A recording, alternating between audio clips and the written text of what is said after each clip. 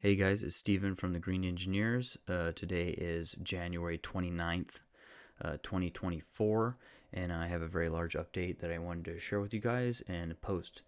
I wanted to give you the plan for 2024. Again, happy holidays, happy new year. Hope you have a great 2024, as well as I hope that this gives you some information here.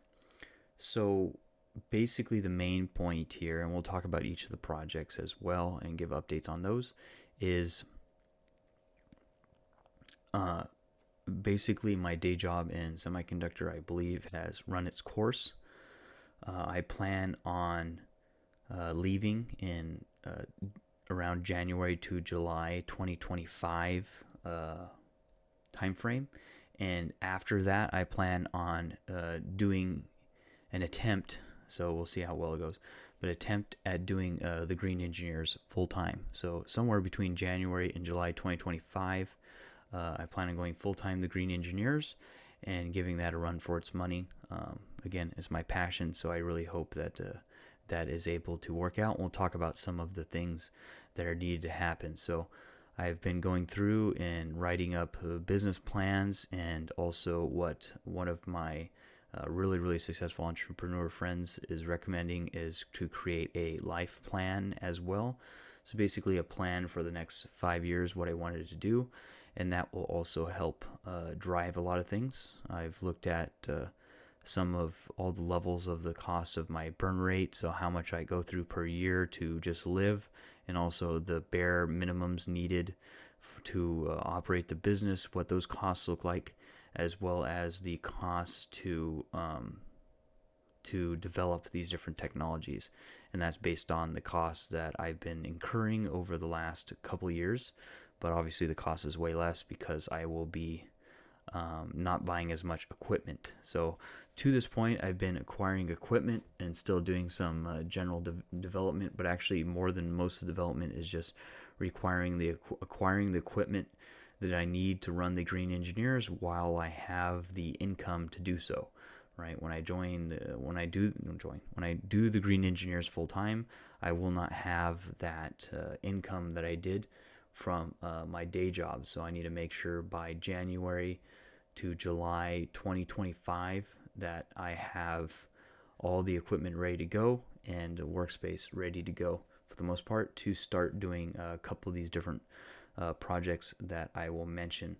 So first is Workspace. Workspace is doing well. I have a list of basically how much it's going to cost for me to maintain that Workspace and do what I need to do with it. And that is in that life plan / business plan. And then inside the business plan, I have projections for each different part of the business to be able to at least keep the general company floating, right? And also not start burning through my savings while I'm doing the Green Engineers full time and something. We'll talk about some things on how to do that. All right, so yeah, Workspace is going along. I have basically between January into July 2025, so about a little over a year to get that ready to go, right? To get that finished, which I think that can be done. Especially if I buckle down and work on it very hard. And obviously, that may push back some of my development a little bit here and there. But I think that there are a couple ways that I can move priorities around to be able to do both a little bit more, a little bit better than I have in the past. Especially now that things are more real, that I do plan on trying to do the Green Engineers full time with no other day job, right? Okay, so let's talk about how my plan on making this happen. One is to build between now and January 2026 is to be able to increase my Udemy performance drastically. I basically, on paper, I need to increase it 5x of what it's making right now in order to drastically help that I don't burn through savings, right? So that's one thing with Udemy is to get those classes to perform better. So now, as of beginning of January, actually mid-January, when I started to write this life plan and business plan, I saw that that was something that I would like to do. So I've been doing about an hour every day developing the classes. And so been tracking that in sheets and spreadsheets. All these are basically written in spreadsheets. So I've been tracking that, and hopefully that will lead to the growth that I am looking for by the end of 2026. So by the end of this year, I would need to double it, or 2.5 times. 2.5 times what I was making before by the end of this year. And then 2025, I'd also want it 2.5 times that year, right? And that's the projection. So that is a linear projection. Most likely it won't be linear. Most likely it's going to be kind of exponential, where it starts out slowly, starts to increase as the reviews go up. I'm basically redoing the class from scratch, redoing my classes from scratch and adding a whole bunch of additional content to it and doing a whole bunch of updating to it. So it's going to take a while for the reviews to change and to start to drive more traffic to those classes. So it's probably going to be a slow ramp and then kind of go exponential. So right now I have it kind of modeled as both, and I have calculations on what my target is per month so that I stay on track.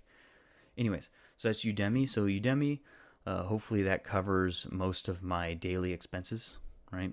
Most of my daily expenses on the for my burn rate. So basically to keep the business afloat, and then also for my life, health insurance, food, etc., etc. So that was what I'm targeting there, Udemy, to take care of that. And then also I have my other two main projects. So, and we'll talk about 3D printing at a point, industrial 3D printing. So obviously the Udemy is a service. So for the products, I have the shredder, right, the reclaimer. And so that I have a projection of how many I want per month. Hopefully I hit at least like one or so a month. That would be great. And then for the 1 to 2 month actually would be great. So I'm keeping the estimations very very low, and hopefully I'm able to push that further. Right, and I also have the Filafactory, which is my filament maker. So I am actually doing some printing of the next version. I'm printing parts right as I speak on the Bamboo Labs. It's printing on the Bamboo Labs right now some parts for version 2, which I'm kind of stepping away from my original prototype, which was a competitor, and I'm actually moving to kind of, that was also open source. So now I'm going to another open source competitor that I believe is a better format according to what I've learned on the original competitor. So what I'll do is I'll start to go to that one, and then I'm going to start to morph it to kind of be more of what I'm looking for. And I'm very, very excited. I think I'm very close with that one. So very close with the shredder, and very close with this filament maker, Filafactory. So of course, with those two, the main ideas with those two is I need to keep the margins very competitive. So I will bring most of that in-house into the workshop, and that also helps keeping the quantity low, so that when I go to the patent technology that I've been working on, the 3D printing patent technology, I can spend most of my time doing that, right? So that is definitely going to happen, and I'm hoping that the profits from both the Filafactory and the shredder, the reclaimer, hopefully those will drive the profits to be able to develop this 3D printing technology and not pull from savings to do that. Another one that I will have also is to do testing of that 3D printing technology. I plan to also do commercial 3D printing with that, so I can get a variety of different parts and then be able to basically use that 3D printer technology to print stuff with, and then for people, and then give it to them. Right? Obviously, they're paying me to do it, so then do that commercial printing and then give it to them, and then that will pay as well to do some of this development. So if that's the case, if the 3D printing, and I'm talking about high-end polymers, so 3D printing high-end polymers, I looked at also in my business plan, they're actually very lucrative for printing those high-end polymers. So for printing those high-end polymers, hopefully I get enough work that I can do those high-end polymers and make all the filament in-house with a fill factory, so that would also lower the cost and help for providing money for the development for the fill factory. So by doing all of that, hopefully just the printing will cover the development costs for the filament technology, right? So doing the filament technology, hopefully that does the 3D printer technology, hopefully it does pays for all of itself.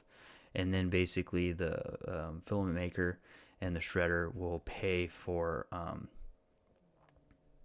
will basically pay to, not pay, but be used to put into savings, so that I can keep growing the savings while I'm doing the green engineers.